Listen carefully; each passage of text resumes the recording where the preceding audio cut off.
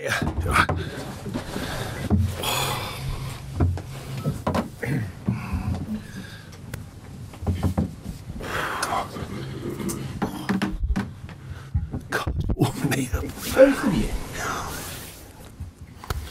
afternoon, everyone. Welcome to our pre-match press conference to preview our game against Sheffield United. We'll start off with Vinny from Sky. No music videos this week? No, thankfully no. Made a bit of noise, that one. Obviously, a lot of attention on what's going on off the pitch, again, as regards to the potential takeover of the football club. John, what do you know at this stage? What are you being told? Nothing more than I've said all along. A lot of sort of news out there, but until I'm told factually any different, then nothing changes from my point of view. The Shareholders Association this week have called on the owner and the Premier League to end this farce, as they said. How similar is your mindset then as regards this at the moment? Well, I wouldn't comment on their view. I just think that I can only imagine, and some I know a little bit about it. You know, the last club there was a takeover, and it took a long time. And you know, there's a lot going on at this club. I think we've spoken on this subject before, obviously, and there's a lot going on. It's not just as simple as the club's up and running and you just buy it. I don't think it's that situation. You've got new ground getting built. You've got the complexities of the finances here. That's become obvious. Staying in the division, which is now achieved, of course. There's a lot going on. So I don't know all them points are all necessary, but I would imagine there's a lot of detail that goes into buying this football club, and that would take some time. It seems obviously agreement was reached last year, and the fact that it's dragged on so long, surely it's impacting you now because you've secured Premier League safety, yet I would imagine you're not necessarily able to plan fully for what lies ahead now. Well, I didn't know at the time, but ever since I got it, I've been, trying to manage a situation where the goalposts move significantly at any given time. So I don't think I'm in new waters for that side of things. So, and that is the challenge at the moment. It's the shifting sands of this football club, or current shifting sands. I've said many times you want to put a base into the club to build from, and it's not quite there yet. There's situations that are out of my control, but they are in people's control. And certainly at a level of the club that know more about all the details and the minutiae and the important side of getting a deal done. So until I'm told different, I keep working accordingly. So how is planning working at the minute? How are decisions being taken? Because obviously there's players' futures to consider. Seamus out of contract in the summer, Harrison and Danjuma's loans end, Gomez out of contract, Dele Alli, Idrissa Gueye, Ashley Young, Dominic Calvert Lewin goes into the final year of his contract as well. Easy. That bit's easy. Great fun it is too. No, look, I mean, we're having to manage different situations the best we can. Kevin and his team, myself and the staff, looking at players, looking at options. Obviously, the ones in-house currently, the ones that are controllable as we see fit, contractually, and then that would have to go to the interim board, and still the owner is in ownership now, to sign off in certain situations, because the club has to keep moving forward, of course. Outside of that, more tricky on the transfer side, because what money is available, what money gets generated as normal in a situation in any summer period, and trying to sort of imagine all these different scenarios, and it's very difficult. It's difficult for Kevin, his team, difficult for me and the staff to navigate our way through and find out who we're keeping, for sure. Fair to say, an important factor that is, of course, securing Premier League status, of course, because it's a two-way thing, don't forget. It's not just us wanting players. Them and their advisors also look back at the club and say, right, okay, where's the club at? Well, the first big hurdle this season, particularly with points taken off us and the like, was to make sure we secure ourselves in the Premier League. So we've done that. So obviously that changes somewhat their view back to us as well.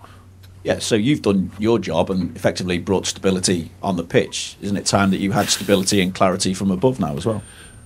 Yeah, but you can only have stability and clarity if it's there. If their deal was done, I'm sure they'd come and say, right, the deal's done, it's all signed off, this is where we're at. But unfortunately, it's not that case at the moment. So, like I say, I have to just stay flexible-minded to what comes next. Every day's like that. Every week's like that. Not every day, but every week's like that. What comes next? We'll have to wait and see. Do you expect to have any conversations, be it with the owner, be it with prospective new owners, or what, over the coming weeks now? No, I've said authentically, because it's real, is the current 777 group, a very casual relationship with that. That hasn't changed. Mr. Mashiri, I've had conversations with, but not about this situation, more about the team and how that's gone, of course. The rest is with the powers that be at the club. You know, it's hard enough managing my part of it, and trying to manage that bit would be nigh impossible. So, yeah, we'll wait and see what comes of it. Not that it impacts the league position per se, but the appeal against the points deduction as well. Is there a chance that could just be forgotten now and not go through? Yeah, I mean, that's another decision for the club to consider. I'm sure the on the law side of the lawyers' side of things, they'd offer many different advices on what would be best to do going forwards. Back to the job that you've done this season, though, as well, and you were being talked about as a possible nominee for Manager of the Year. I'm guessing that securing safety with 3 games to go, that's reward enough for you, isn't it? Yeah, I mean, look, you know, the accolade of that, as well earned that it is, forever wins that sort of award. I think it's been a different kind of season here. You know, it's not really about that. It wouldn't, if you win something, great, but it's not really about that for me. You know, I'm very pleased with my part, amongst many others, in making sure that we've seen our way through this season. And I don't need an award for that, that's for sure. I know the reward for my self-reward as a manager from getting that job, and like I say, playing my part in how that job's come about to get done. So I've been really pleased with that. What satisfaction do you also take from what we've seen from Dominic Calvert-Lewin towards the end of the season as well? Because you obviously were patient with him at the start and gave him every chance to start trusting his body again. Yeah, I mean, the risk and the reward at the time was heavy, you know, because everyone's pushing and wanting me to make decisions and get him out there and all that sort of stuff. But it wasn't just me. There's a bit of common sense to it. I just looked at his past, looked at his stats, looked at where he was, and looked at where he needed to be, pieced it all together. So it's not just me. It's with the medical side, of course, and the sports science side to bring that thinking together, and with the player. And it needed buy-in by all parties, and it was a challenge. But I think slowly but surely over this season, he's earned the right to be considered where he is, which is a very, very good striker. And he's rewarding himself and us with goals as well. Euros maybe too soon for him? Oh, well, you never know in football, do you? Because it's very these competitions are very form related. But I would be surprised if that happened now. Just finally, Sean, from me, what importance do you obviously put on finishing with the win at home, particularly given the impact that the fans have had, and we've seen what the Gladys Street has been like with the flags that the fans have put out as well? Yeah, a run of really strong home, not just performances, because they weren't as important as the outcomes, and that was wins. So I think we want to add to that, and I've said all along, I think maybe, you know, in how football works, the mysterious world that it is, but maybe the payback from early season form when we were dominating games and couldn't win. And then over the last few weeks at home, we've done very well in a different format, and we want to do that again. Whatever way it comes around, we want to reward all of us, really, the players, the staff and the fans, for what ends up being a positive season. It's a very, very tricky time. So we want to finish it off with a win. Thank you. Sean, what's the team news ahead of Sheffield United this weekend? Most are around it.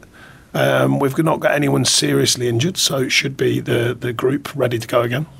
Are there any decisions to be made in terms of selection with a bigger picture in mind, or is it your strongest squad, if you like, strongest? I always believe in playing a team that can win the game, so that'll be the main thing.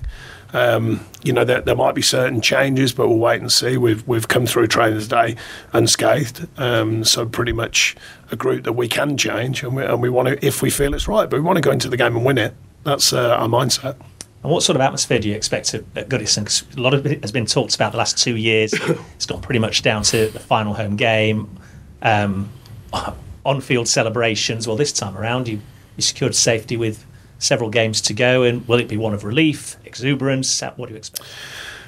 I'm not sure. We want to give a performance. We want to win. I think afterwards, so they tell me, because obviously last year was so different, maybe the first time in a number of years we can just have a walk around in a fashion that is rewarding for the players and for the fans. You know, that joined up thinking, if you like. So the last couple of years have been fraught at the end of the season. You know, this season's not been like that. So I think that's a nice sign off for the players at home and for the fans.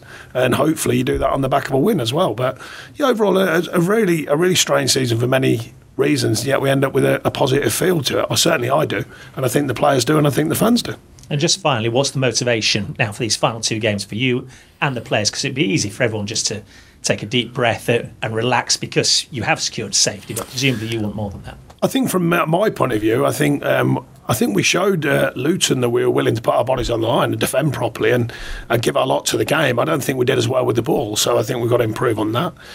You're always looking for the team for the consistencies that I harp on about endlessly, so it's fair to say they've got to be there. So I'm looking for the consistency over the next 2 games to go and perform and hopefully to take wins. Thank you. Thank you. Cheers. We'll go to Julia. Thank you, Rachel. Is it different taking on a side that's already been relegated? I don't know. I've never really thought about it. I mean, Chris is someone I get on well with and I respect him. And his side, they've had a tough season, obviously. I don't know. I mean, knowing the guy that he is, I'd be very surprised if they're thinking of anything other than finishing the season correctly themselves. So we've got to be ready for that.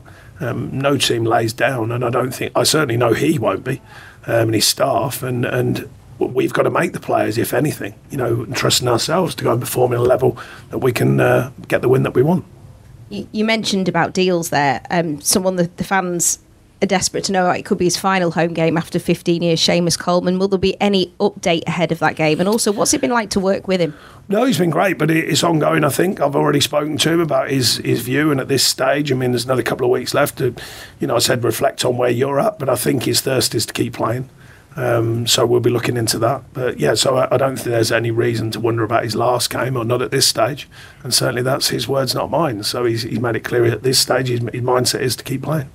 Do you see him staying on in a coaching role at some point in his career as well? Has he got that in him? I think he's learning to have that in him. I think he's absorbed a lot from a lot of different experiences here. For a player who's been here so long, the good side of all the turnover managers, you can learn a lot, from the varying input, the varying styles, the varying ways of working. And I think he's like that, and I think he will absorb that, and he certainly knows the club like the back of his hand. So, yes, I could see him in the future, but these players are different now. It's if he chooses to.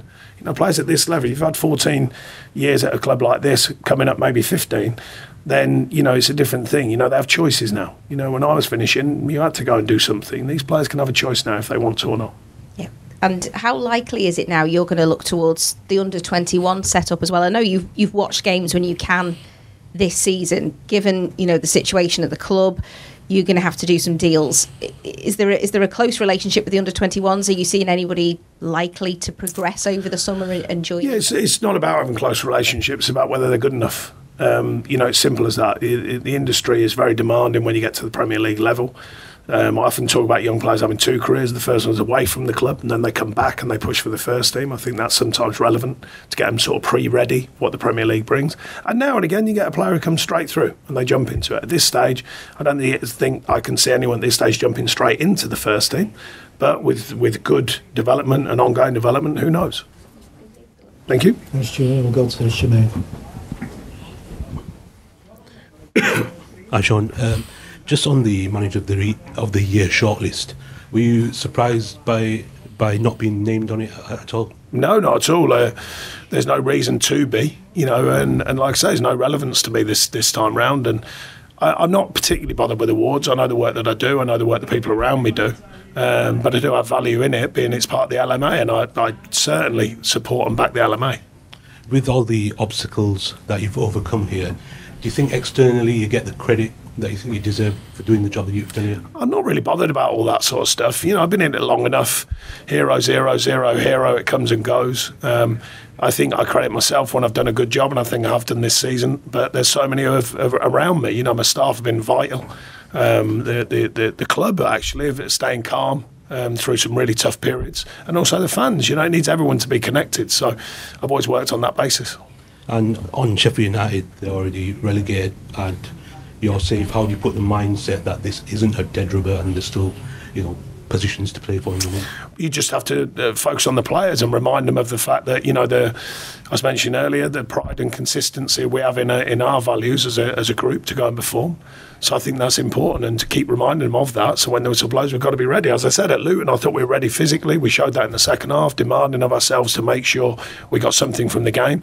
We didn't do as well with the ball in the attacking side of things. So finding that balance, and particularly at home, of course, taking on a game that we want to win. Has training been more relaxed recently, or are you still? Yeah, it's human nature. You know, after the season that we've had and all of us played our part in it, it's been taxing. So, yeah, of course, a couple of days off here and there, but the work still gets done properly, and they were in good spirits today. They've worked reasonably well today and quite hard, actually, statistically, down our season stats, physically, that is. So, yeah, we want them ready and we want them to perform. Cheers. Thanks, Shimon. We'll go to Carl. Hi, Sean. Just a quick one. I know you said you stayed away from all the takeover stuff that's been going on, and you tried to keep distance from it. But is there a point in the future where you need, for the sake of your pre-season planning, you need to go, right, okay, I need to know where we are at this point because I've got to make decisions about what we do for next season. Otherwise, you're going to be behind going into next season? Well, first, I haven't stayed away. I kept distant. It's just the way that it works. You know, it's not necessary for me to have input in that side of it. The idea of how we're working going forward it's like I said earlier, it's the shift in sands. You know, being prepared for any outcome and lots of different possibles and variables. That's just part of the job here currently, and has been for a long time, or certainly since I got it. Surely there'd be a point where you need it. There comes a time when pre-season's coming around. And like I said, there isn't a situation yet where that can be done. So therefore, we're all open-minded. Myself, Kev on the recruitment side, the players' contract side, the staff on what comes next. We've all got to be open-minded. But it's been like that for a long time here. You know, I've said many times in the media, you know, when people get this impression of recently, when we made sure we secured ourselves, there was kind of that underlying feeling, you know, oh, well, you know, crack on now. It's not as easy as that. There isn't a crack-on moment at the moment. Trust me, there's lots to do, lots and lots and lots to do to just get back to a base and a level playing field in order to move forwards. Thanks, Carl. Any further questions in the open section? Yeah. Hi, Sean. Obviously, the Premier League player nominees have been released for the end of the year awards. I don't know how serious you consider these awards. Obviously, Rodri wasn't even selected in the men's top six, but Jared Branthwaite obviously wasn't selected for the young player. He had a brilliant season. I just wondered, is that a surprise? Nothing surprises me anymore in football. It's a near impossibility, in my opinion, but you know, awards, I can never fathom them out on any level in football. So I'm sure there's someone decided who is and who isn't, but I'm very surprised, I would offer, that he hasn't been considered. Yeah, I'm sure the season he's had is probably good enough for him. It's been brilliant, isn't it? It's it's a fair point. You know, look, awards are nice for any player, but at the end of the day, I'm pretty sure he knows where he's at, and I'm pretty sure he's enjoyed the process and looking forward to what comes next. I don't think the award's going to change that. Thank you. Any further questions?